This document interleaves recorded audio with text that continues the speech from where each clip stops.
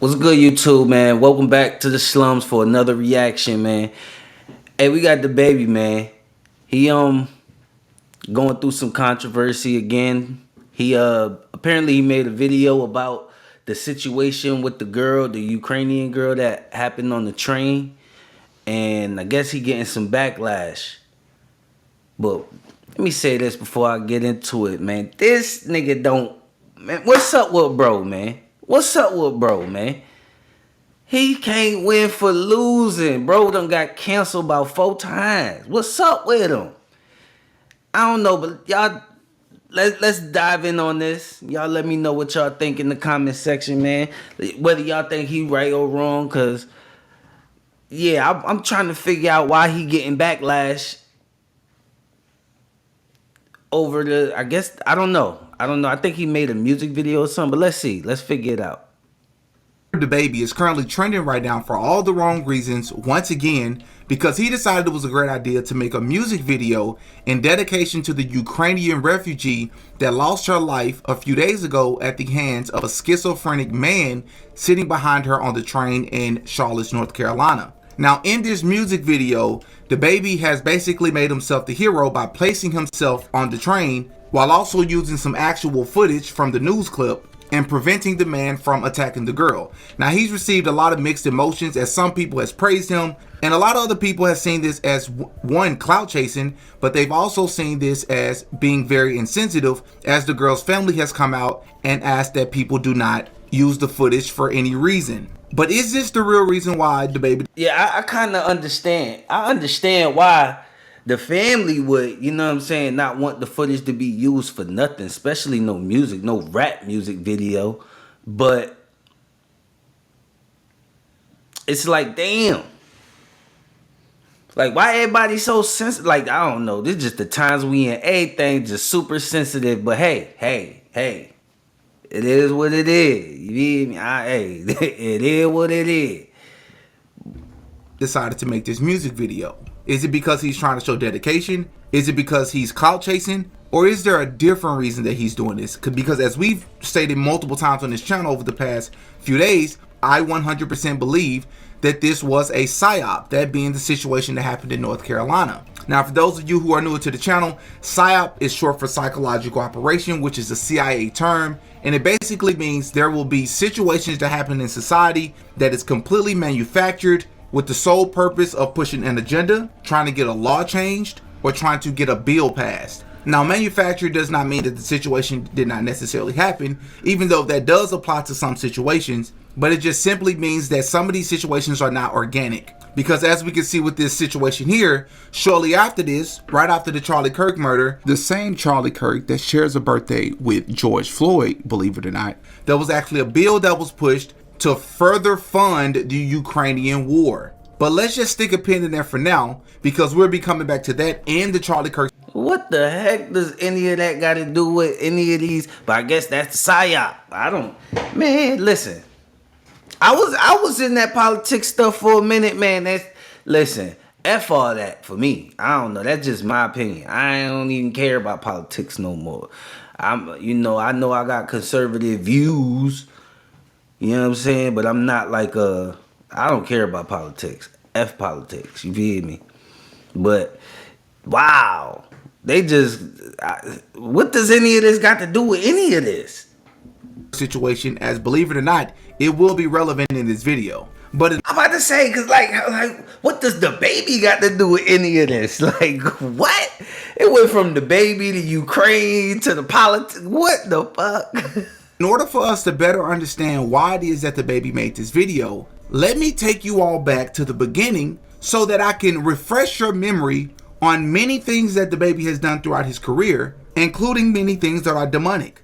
Was born on December 22nd, 1991 in Cleveland, Ohio. When he was 6 years old, his family moved south to Charlotte, North Carolina, which is where he would spend the remainder of his childhood. He graduated from Julius L. Chambers High School in 2010, and for a little while, he even went to the University of North Carolina at Greensboro before deciding that college wasn't his path. By 2014, he had found a new purpose in his life, music, At first, he performed under the name Baby Jesus and released his very first mixtape, Nonfiction, in December of that year. Over the next few years, he dropped project after project, mixtapes like God's Work series and the Baby Talk series. He started earning major attention locally in Charlotte with songs like Light Show around 2016 after gaining traction on YouTube and SoundCloud. And in 2018, things really started heating up because he released Baby Talk 5, and then later that year, the mixtape Blank Blank. And that project actually caught some serious attention as it eventually led to a short distribution deal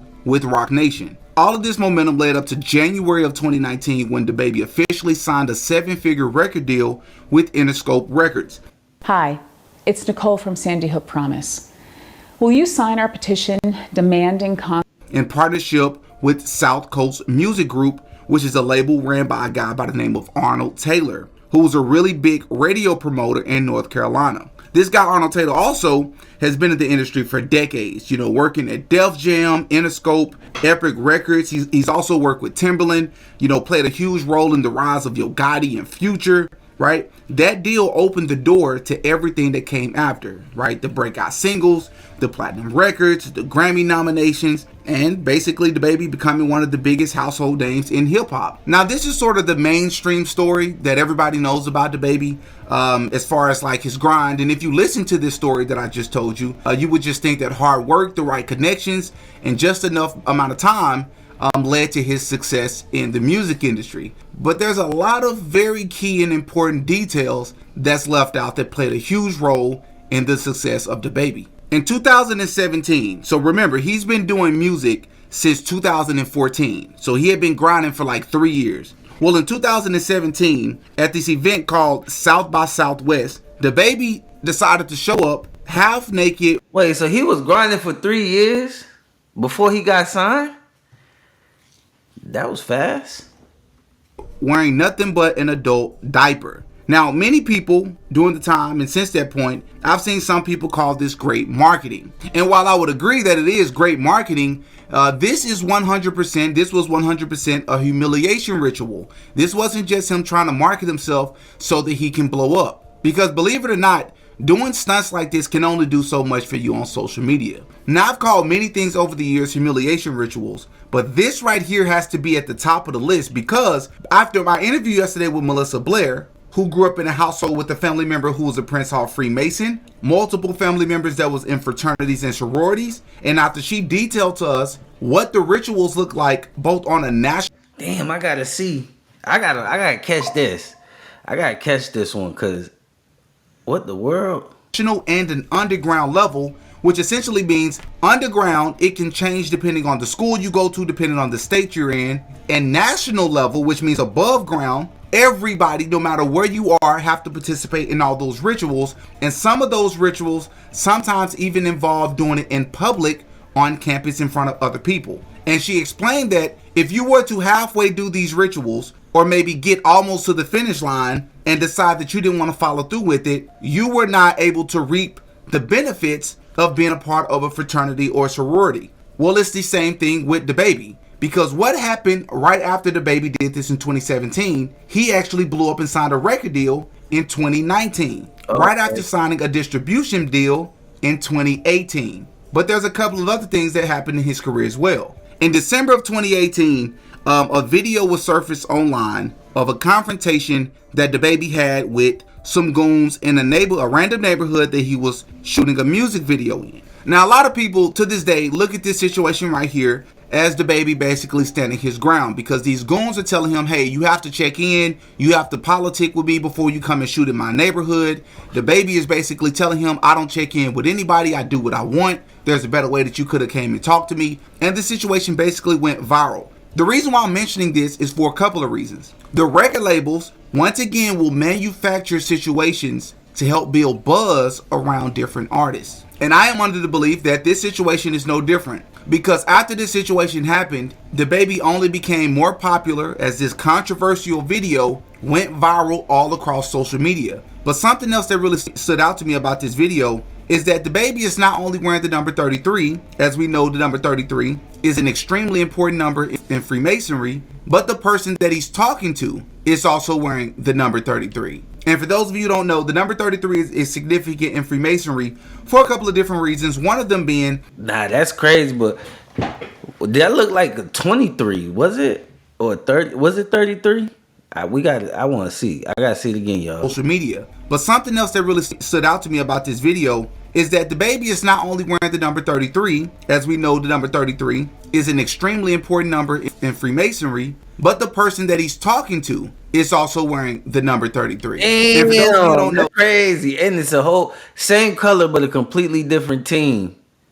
Both wearing 33. the number 33 is significant in Freemasonry for a couple of different reasons. One of them being 33 is supposed to represent 1/3 of the angels that were dispelled from heaven that is talked about in the Bible. 33 is also significant because it is also a mockery to Jesus Christ himself, as 33 is believed to be the age of Jesus Christ when he died, which will be relevant later in this video. Now, before anybody want to say no, 33 on his jersey represents Alonzo Mourning, who played for the Charlotte Hornets, which is where the baby is from. That doesn't really do a whole lot for me either, because Alonzo Mourning is a Hall of I ain't gonna lie, it's the first thing I would have came up with. I don't know what his mind go, but my first mind would have went exactly to that. Fame NBA player, and as we've talked about many times on this channel, just about every Hall of Fame player that I've been able to make a video on and do research on is either a Freemason and or fraternity member. Now, in all fairness, I have not been able to find concrete evidence to say Alonzo Mourning was one, although he has held several events in conjunction with Kappa Alpha Psi's, whom we know worship the god Apollo. But I digress. Well, as we've already discussed, after his distribution deal in 2018, he was signed a record deal immediately the next month after this controversy went viral in January of 2019. In March of 2019, the baby's father would literally randomly pass away just months before his album would go #1 in October of 2019. I ain't getting no real concrete proof yet, brother. I mean, Diddy with the podcast. I got a podcast. I fuck with your content. I fuck with the content. It's heavy. You feel me? I fuck with it, but I ain't getting no concrete proof. It's just all. It's up in the air. You feel me? This is also the same year that the baby had to break out. And I'm only saying this because it's like now you talking about the man. You making assumptions on the man. Like his pops passing, like come on, man, we can't do that. We can't do that, gang. Like Jesus Christ, like that, like imagine how he would feel, like especially if you wrong.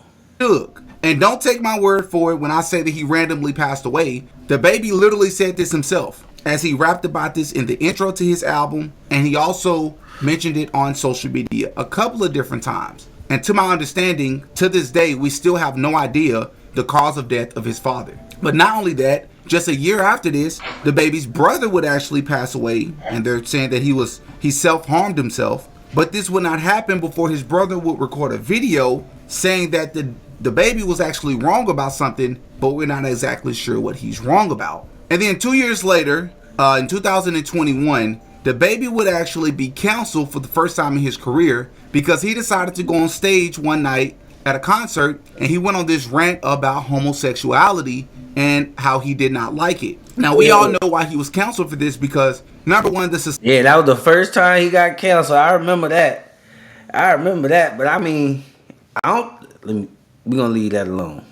Society that we're living in, but especially the music industry, homosexuality is embraced. Not frowned upon, not shamed upon. Yes, outwardly, but behind the scenes, it's always been speculations about what the industry endorses and what it doesn't. So the baby would eventually be forced to apologize because literally homosexuality is a part of the agenda and we all know it. And then the very next year, right after he would be canceled, interestingly enough, the baby would release a song and a video titled Tough Skin. Well, in this video, the baby would do something that we've seen several artists do before in the past, from Tupac, Kanye, Nas, Ab-Soul, the same Ab-Soul who created an entire album titled Do What Thou Wilt in reverence of the one and only.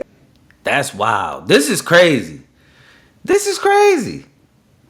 Aleister Crowley, Kendrick Lamar, Remy Ma, Lil Dicky, and the list goes on. we can see the baby pinned to a cross as if he's Jesus, as if he's some sort of sacrifice, the way that Jesus sacrificed himself for our sins. But not only is the baby participating in this blasphemous music video by placing himself on the cross as if he's Jesus, but you can also see the people standing in front of him are in all red, which should remind many of you of Kanye West. You know, another artist that the baby has worked with, especially around the time he was putting out his Donda albums. But it should remind you of Kanye West. First of all, they got this Marilyn Manson dude here. I know this demonic. That's Kanye, Marilyn Manson, and the baby. Yeah, this yeah, y'all. Yeah. I ain't gonna lie. Yeah, this. It's not because Kanye West has also placed himself as Jesus with thorns on his head. Not because Kanye West has named himself Yeezus after Jesus, which is also blasphemous. But this should remind you of Kanye West because Kanye West can also be seen in all red as well, as red is the color in Freemasonry for sacrifice. But not only that, you see towards the end of the video, they literally set the baby on fire, as fire represents purification and rising like a phoenix. Because right after they quote unquote purify him with fire, you can see that he's glowing or he's shining like never before, almost like a rebirth ritual. And this should also remind you of Kanye West once again, because we've seen Kanye West himself walking around on fire like he's a phoenix, which is also more Freemasonic, ritualistic behaviors and practices. Well, we also must talk about what happened in June of 2018, as the baby was involved in an incident at Walmart where he actually had to unalive a man who he said was trying to harm him and his family. Most people who follow hip hop close enough already know about this story, but I just found this extremely interesting that all of this happened the same year that he would be blowing up. From his father passing away to just less than a year before he wore the diaper, now he's having to unalive a man in Walmart just months before his album will go. Nah, dude, bro, got the timeline right, because if I ain't mistaken, I thought this happened before anything. Because he had to already blew up, if I ain't mistaken, when this happened. Like, not when this happened, but like this came out. Oh, shit. Damn, I'm sorry for cussing, y'all. But, dang. Number one. Now, what are my thoughts about all of this? My thoughts about all of this is what my thoughts have been with all these other artists. I think we know what it takes to make it to the top. We know what the price is, right? Because there's one thing, I know I mentioned earlier in the video, him having to unalive a man in Walmart to protect his family. But then he goes in his music and he says that his daughter is a G because he had to take a man's life and he'll do it again. I mean, I understand everything else in that quote, as I'm sure any parent would do the same, let alone any father. But why are you saying that your daughter is a G because she had to be a part of this traumatizing situation? That doesn't make you a G. But one of the biggest things that really stood out to me about this is that when you look at the baby, I can't lie, like he has a lot of catchy songs. I think that he is talented. I do. I think he can really rap. I do. But a lot of times on camera, he portrays himself as if, for the most part, everything's all right. And it reminded me once again of my interview with Melissa Blair yesterday, because I was asking her, as somebody who grew up in a family with a grandfather who was in Prince Hall Freemasonry, and, you know, a mom who was a sorority member, and cousins and brothers and uncles, everybody. She said she grew up from the moment she was a baby. Her entire family was a part of some sort of fraternity. And I used to look at fraternities like they were innocent until I started to see some of her videos go viral and other people's videos going viral, talking about the rituals that they had to do. And that is what made me see the music or helped me see the music industry way differently. Because I'm like, if you're doing that on college campuses and the college is allowing these organizations to exist, because there's no way that they don't know what's happening in the music industry, what rituals are they having to do? Because I asked her, I said, is it possible that some of these members, fraternity members, Freemason members, do you think it's possible that some of them maybe snuck by some of the rituals?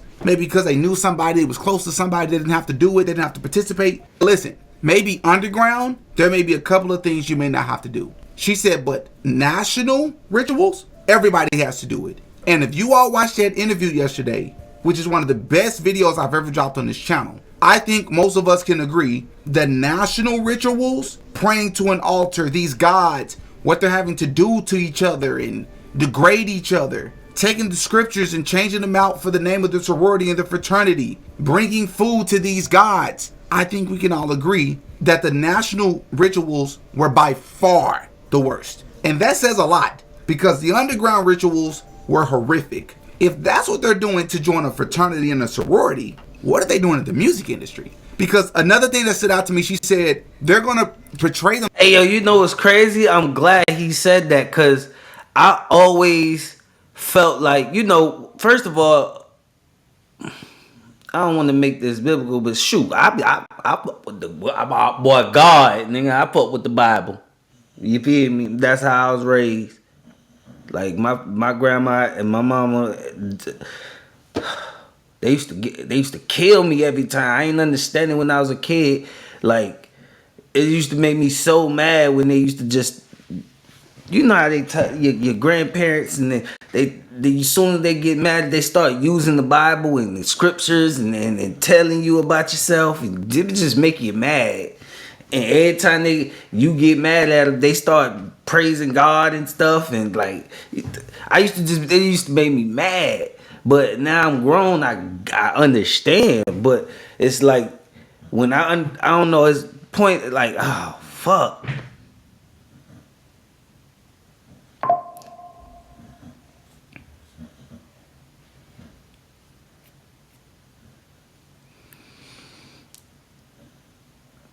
And for real, what he's saying is true, because when you join them fraternities, like he said, you gotta serve. Like, it's all deities that they, you know what I'm saying? Each fraternity worship. They worship different deities, and I don't know. I just feel like the Divine Nine and all that, like those the black sellouts.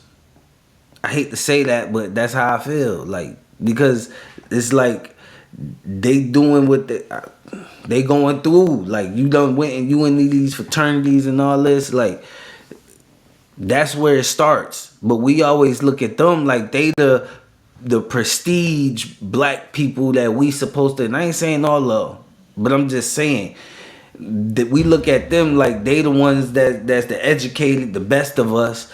You know what I'm saying? The higher educated of us, and those the people we should look to, or to be our representation. And whole time they selling out to the system. They ain't having our best interest, because they going through these rituals and doing what they doing. You know what I mean? I'm just saying, it just, I don't know. Themselves as if everything's perfect. That's how everybody in my family was. That's how people on campus are. You think everybody got it together. You think that everything's perfect and peaches and cream. She said until you actually join, and you quickly find out that's not the truth. Every single member had to vow secrecy. Every single member had to kneel to the altar. Every single member had to worship this god of said sorority or fraternity. If they're doing it on college campuses, we know what the humiliation rituals look like in the music industry when we see them. That's exactly what the baby was doing. 100%. And the last thing that I'll say, the reason why I wanted to cover his career is because I want you all to better understand that when we see psyops and things happening in society, and then you have a person like the baby comes along and he makes a video about it, the baby can look at these situations and know what he's looking at just like we can. That's just my belief though. When we talk about the number 33 on the jerseys in that viral video, and you look at the Charlie Kirk situation and the unusual amount of times the number 33 came up, and I'm not talking about some advanced numerology, no, simple numerology. 33 showed up so many times. We know what that's about. It's like they're almost like laughing at us, you know? But those are just my thoughts. Hey, shout out to bro. Y'all make sure y'all go follow his channel, man. Man. Let me know what y'all think about that, man. Till next time, I'm out.